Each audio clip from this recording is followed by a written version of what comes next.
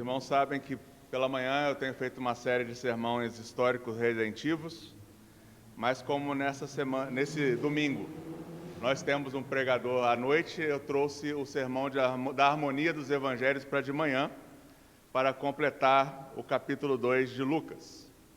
Então nós leremos agora o Evangelho de Nosso Senhor e Salvador Jesus Cristo, segundo Lucas, no capítulo 2, nos versículos 51 e 52.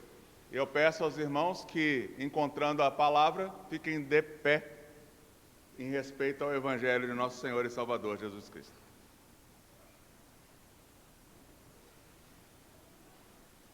Lucas capítulo 2, versículos 51 e 52 apenas.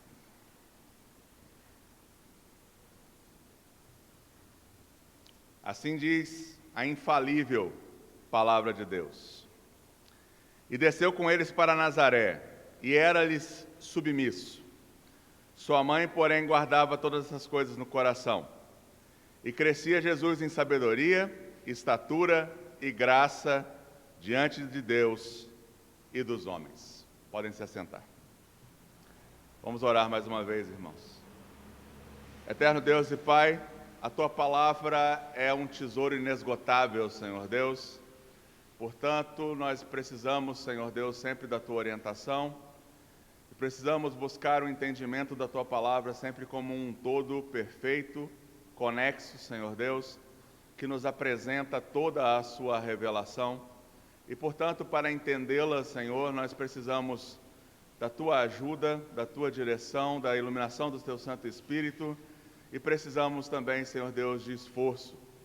Precisamos nos esforçar para ler, buscar entender cada nuance, Senhor Deus, que é apresentada aqui na Tua vontade.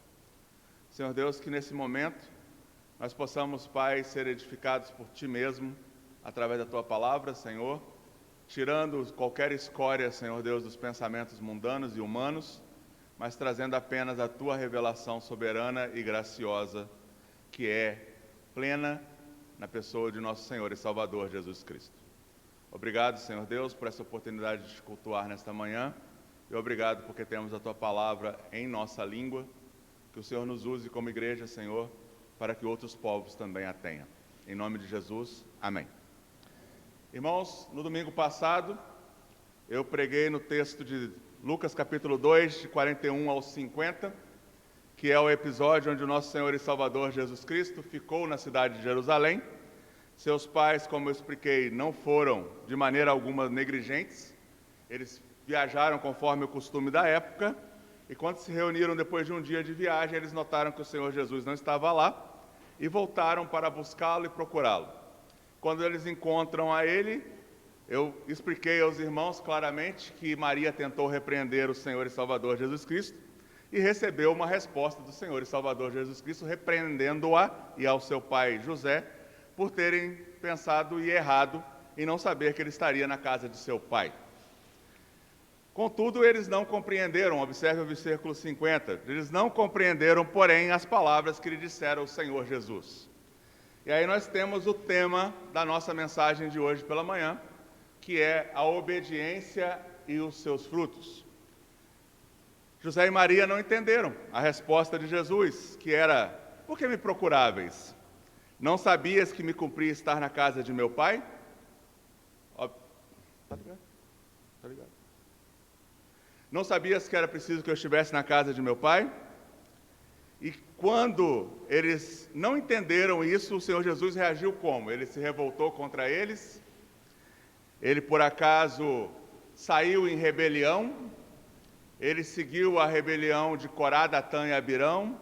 Ele seguiu o pecado de Miriam contra aqueles que tinham sobre ele, naquele momento, conforme determinado por Deus, tinha sobre ele a posição de pais que deveriam ser honrados? Não. O Senhor Jesus não fez isso. Ele imediatamente desceu com eles para Nazaré e era-lhes submisso. O Senhor Jesus, sendo Deus e sabendo que era Deus e que tinha uma relação toda especial com o Pai e que lhe cabia estar na casa do Pai, quando seus pais não compreenderam isso, ele desceu com eles para Nazaré. Para estar em Nazaré é preciso descer de Jerusalém. Nazaré está no nível mais baixo. Por isso eles desceram para Nazaré. E em tudo o Senhor Jesus Cristo era submisso aos seus pais, cumprindo o mandamento do Senhor que diz: honra pai e mãe. Essa característica de nosso Senhor Jesus Cristo vai mostrar logo depois como a obediência gera frutos. Mas eu peço que os irmãos vão comigo lá no texto de Gênesis, capítulo 22, onde nós vemos um exemplo de obediência que gera frutos. É bem conhecido dos irmãos que Gênesis 22 é a prova de Deus com Abraão. Aqui nós temos Abraão sendo obediente a Deus, levando o seu filho único para ser sacrificado, mas sabendo, não vou ler todo o texto, eu só vou ler uma parte final do texto, mas sabendo que Deus providenciaria, como ele mesmo respondeu para Isaque, um cordeiro para o sacrifício. Abraão fez aquilo em obediência, sabendo também que se Deus o permitisse, Deus não permitiu, mas se Deus o permitisse sacrificar o seu filho, Deus era um Deus que tinha todo o poder para ressuscitar seu filho. Também vemos a obediência clara de Isaque, que não questionou seu pai, não se rebelou contra o seu pai, não deixou a casa do seu pai. Ele poderia ter fugido para o deserto, ele não fez, ele foi obediente. E o que isso gerou, meus irmãos? Gênesis 22, 14 diz: e pôs Abraão por nome naquele lugar, o Senhor proverá. E aqui, irmãos, eu preciso pontuar. O termo aqui seria Yahvé Jireh ou Jeová Jireh. Todas as vezes que esse termo for usado, está querendo dizer que Deus proverá um cordeiro para o sacrifício. Jeová Jireh está ligado à vinda do nosso Senhor e Salvador Jesus Cristo, não o atendimento das nossas vontades humanas. Deus não proverá aquilo que você quer. Aqui, claramente, é uma resposta àquilo que Abraão disse. O Senhor mesmo proverá um cordeiro para o sacrifício. E esse cordeiro é o nosso Senhor e Salvador Jesus Cristo. Continuando a leitura do texto, daí dizer-se até o dia de hoje, no monte do Senhor se proverá. Lembre-se que o Senhor foi crucificado num monte. Então do céu bradou pela segunda vez o anjo do Senhor, que é o Senhor Jesus Cristo pré-encarnado, o Filho eterno de Deus, a segunda pessoa da Trindade, a Abraão, e disse: jurei por mim mesmo, diz o Senhor, porquanto fizeste isso e não me negaste o teu único filho, que deveras te abençoarei e certamente multiplicarei a tua descendência como as estrelas dos céus e como a areia na praia do mar. A tua descendência possuirá a cidade dos seus inimigos, nela serão benditas todas as nações da terra, porquanto obedeceste a minha voz. Irmãos, um dos frutos da obediência de Abraão foi essa promessa feita pelo próprio Senhor Jesus Cristo. E como ele deu uma promessa para a obediência, ele mesmo dá o exemplo de obediência e se posiciona como submisso aos seus pais, mesmo sabendo que ele tem uma missão muito maior do que estar debaixo dos seus pais em Nazaré, do que aprender a função de um carpinteiro, do que tirar e varrer a oficina de seu pai, do que servir e buscar água para sua mãe, do que fazer trabalhos em casa. Mas mesmo assim ele mostra a grandeza da obediência, pois quando obedecemos aos nossos pais no Senhor, obedecemos a Deus. E há frutos dessa obediência. Há bênçãos prometidas, é este o mandamento que tem promessa: honra teu pai e tua mãe, para que vivas muitos anos na terra. Continuando o texto, na parte B do versículo 51, é dito que sua mãe Maria, porém, guardava todas essas coisas no coração. O que nós aprendemos aqui de Maria? Maria não entendeu a mensagem de Jesus, mas ela queria compreender e guardava tudo que o seu filho estava fazendo e por que estava fazendo. Jesus Cristo viveu perfeitamente toda a revelação de Deus nos mandamentos, sendo obediente a Deus em tudo, sem exceção. Ele não tinha pecado. Pecar é falhar exatamente em relação à vontade revelada de Deus. Muitas pessoas querem buscar a vontade de Deus para a sua vida. Irmãos, a vontade de Deus para as nossas vidas está aqui.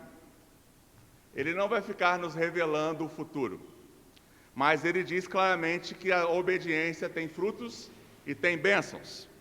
E Maria então guardava todas essas coisas no coração, e provavelmente Maria foi uma das fontes do evangelista Lucas para escrever essa parte sobre Jesus. Observe que a maior parte dos outros evangelhos não tem nada sobre a infância, nem o crescimento de Jesus até os 30 anos. Apenas o evangelho de Lucas.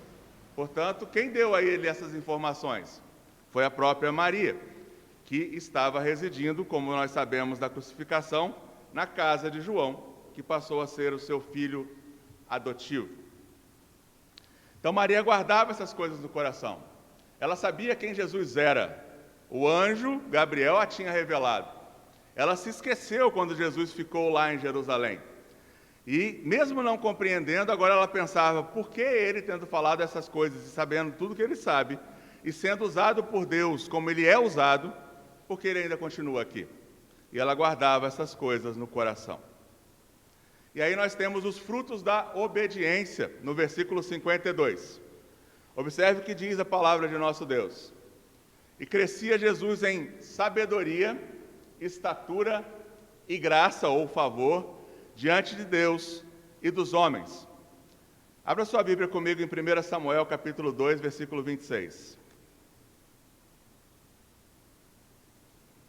Aqui, nosso Senhor Jesus, em muito se parece com o testemunho da vida de Samuel. É dito assim sobre ele. Mas o jovem Samuel crescia em estatura e no favor do Senhor e dos homens. Observem as diferenças. Samuel crescia em estatura, o Senhor Jesus crescia em estatura. Samuel crescia no favor do Senhor, o Senhor Jesus crescia na graça diante de Deus e dos homens. A diferença entre Samuel e Jesus é que Jesus também é dito que ele crescia em sabedoria diante de Deus e dos homens. Lembremos mais uma vez, como eu falei no último sermão. O Senhor Jesus, sendo Deus, ele se esvaziou de sua glória. Esse é mais um dos motivos porque ele se torna submisso a seus pais totalmente. Porque ele se esvaziou da sua glória de Deus e veio para ser 100% homem, 100% sem pecado. Então, irmãos, quando é dito aqui que o Senhor Jesus crescia em sabedoria, é dito a nós que enquanto ele crescia naturalmente como todos nós, sem usar os seus atributos de onisciência, onipotência e onipresença, ele crescia no conhecimento da palavra de Deus em todos os aspectos. É isso que significa crescer em sabedoria. Então, um dos frutos de Jesus ter se submetido à sua missão de filho foi crescer cada vez mais na sabedoria da palavra de Deus para estar preparado para a sua missão de filho de Deus para testemunhar ao mundo.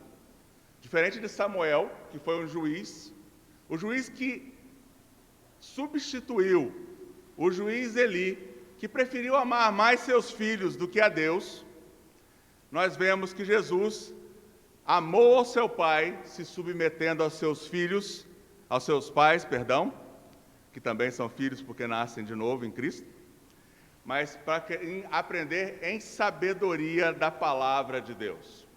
O tempo que Cristo Jesus ficou entre os 12 anos, onde ele mostrava capacidade diante dos juízes, sentado à roda com eles, que nossos jovens, o Mateus, por exemplo, pode vir a ter quando se debruça sobre a palavra de Deus, pois Cristo não era superior aos outros homens nesse quesito.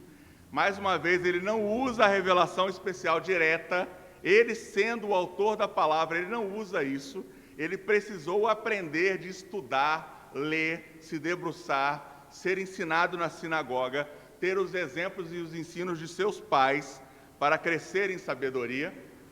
Nós vemos claramente que aqui agora, meus irmãos, isso se aplica a cada um de nós. Não importa se você tem 72, 80, 90 anos, ou se tem 5 anos. Se você quer crescer em sabedoria como o exemplo de Jesus, debruce sobre a palavra de Deus todos os dias. Busque testemunho do Senhor em sua vida. Busque pessoas que estão andando com Deus e buscando a Deus para aprender mais dele. E como Jesus também cresceu em sabedoria pelo ensino dos pais, eu mais uma vez interpelo aos pais aqui presentes. Cuidem desta questão dos seus filhos, ensine-os na palavra de Deus, façam o culto familiar, cuidem vocês que tiveram esse presente de Deus, para que os seus filhos sejam mais filhos de Deus do que seus, porque eles são uma dádiva dada por Deus, não te pertencem, pertencem a Ele. E Jesus, crescendo em sabedoria, ele sabia como explicar toda a vontade de Deus. Mais uma vez eu digo, Samuel foi o melhor juiz que Israel teve, mas ele não chegou perto da sabedoria que o homem Jesus adquiriu de estudar e buscar a palavra, porque ele viveu uma vida perfeita. Além disso, é dito, como também é dito de Samuel, que ele crescia em estatura. Isso quer dizer que aqueles que estão debaixo da obediência do Senhor têm esse fruto.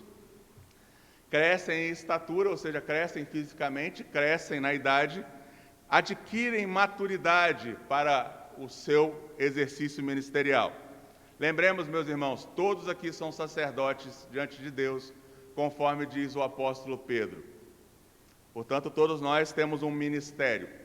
Lembrando que a palavra ministério em grego significa remador de galé, aquele que no terceiro piso de um barco remava para que o barco andasse.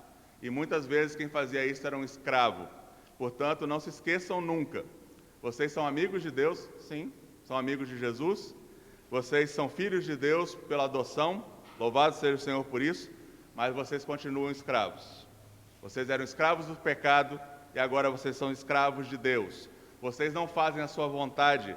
Vocês devem ser obedientes para que os frutos sejam gerados. A falta de obediência e a rebelião de alguém que se diz povo de Deus é um sinal claro do que a gente acabou de ler, apostasia. Você pode estar numa casa de adoração, mas se você é um rebelde, como foi Datã, Corá e Abirão, você está em apostasia. Se você está na casa de Deus e age da sua maneira, conforme a sua cabeça, deixando de lado aquilo que é orientado por aqueles que estão diante do Senhor como seus oficiais e serão cobrados mais, saiba, você está no mesmo pecado de Miriam. Portanto, se você quer os frutos e a graça da obediência, quer crescer em sabedoria, estatura e graça, seja submisso debaixo dos seus pais espirituais, como ensina a nossa confissão de fé e os nossos catecismos. Por fim, nós vemos aqui um dos frutos da obediência do Senhor Jesus, que eu li lá em Samuel, também seria a palavra favor. E observem uma coisa interessante que nós devemos aprender como Igreja de Cristo. A nossa fé não é uma fé alienante. Nós não vivemos alienados das pessoas do mundo. Nós não vivemos fechados só no nosso grupo, como se nós fôssemos a seita dos essênios, que viviam lá isolados como um povo específico que só cuidavam deles mesmos, ou como aqueles que ficam nos mosteiros achando que assim estão agradando a Deus. Nós somos um povo que é chamado para viver em graça e favor diante dos homens. Cristo Jesus, enquanto se submetia a seus pais, enquanto fazia tarefas muito simples, tarefas muito humildes, sendo um filho de Deus, ele também ganhava a simpatia dos homens pelo seu testemunho da sabedoria e da verdade da palavra. Nós vamos ver que existem depois, durante seu ministério, algumas pessoas que se opõem a ele, principalmente na cidade onde ele morava. Mas enquanto ele crescia, ele recebia o favor e tinha a graça diante dos homens. Portanto, meus irmãos, nós precisamos cuidar do nosso testemunho. Nós somos santos, somos separados dos demais homens porque nós nascemos duas vezes. Nós nascemos de novo pela água e pelo Espírito. Nós não somos como as pessoas do mundo que ainda estão mortas em seus delitos e pecados. Nós nascemos de novo. Mas isso não nos faz pessoas arrogantes, nem pessoas que se separam dos outros, porque, afinal de contas, como poderíamos testemunhar para que eles crescem se assim o fizéssemos? Portanto, como Cristo, nós devemos crescer também em favor diante dos homens.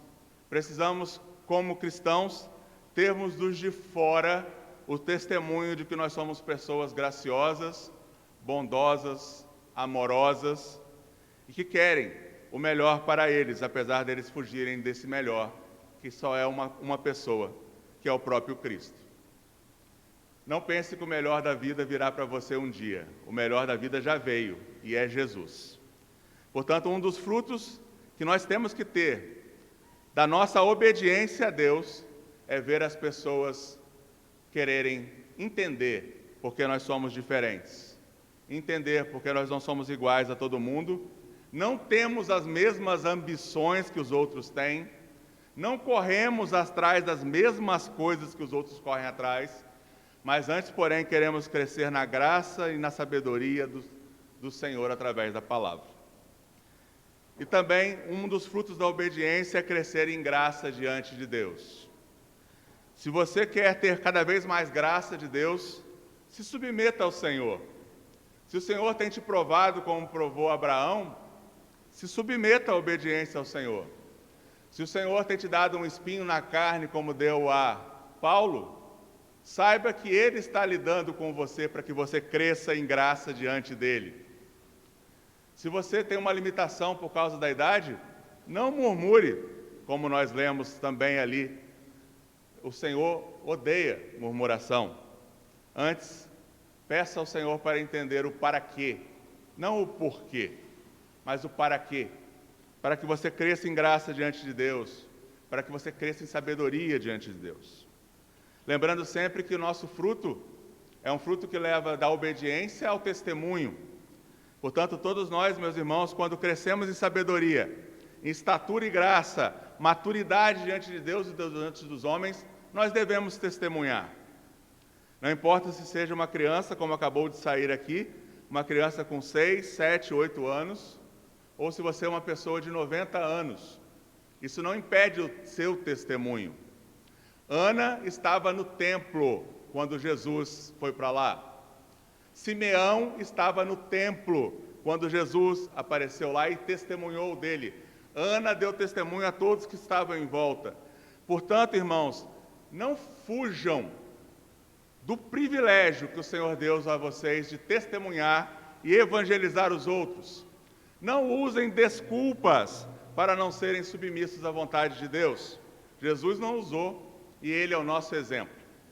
Nós devemos viver como Cristo viveu. O nosso objetivo é atingir a estatura de Cristo Jesus enquanto nós caminhamos aqui nessa terra. Não conseguiremos. Só quando formos glorificados seremos como o Senhor. Mas não é por isso que nós devemos desistir. É por isso que nós devemos nos submeter a Ele, viver e buscar a sabedoria que Ele nos dá do alto. Que o Senhor aplique no coração de cada um de nós esse exemplo do Senhor, da obediência de seus frutos. Que nós sejamos obedientes e não rebeldes, porque mais uma vez a palavra de Deus diz que rebeldia é como um pecado de feitiçaria. E se lembrarmos da lei, a punição para a feitiçaria era a morte. Portanto, o rebelde é alguém que continua morto espiritualmente. Se você não quiser estar contado no número dos apóstatas, seja obediente e submisso ao seu Senhor. Que Deus abençoe vocês nesse dia e que nós possamos aprender cada vez mais da palavra de Deus, que não foi escrita só para o nosso consolo, mas principalmente para que nós possamos crescer em sabedoria, estatura e graça diante do Deus e dos homens.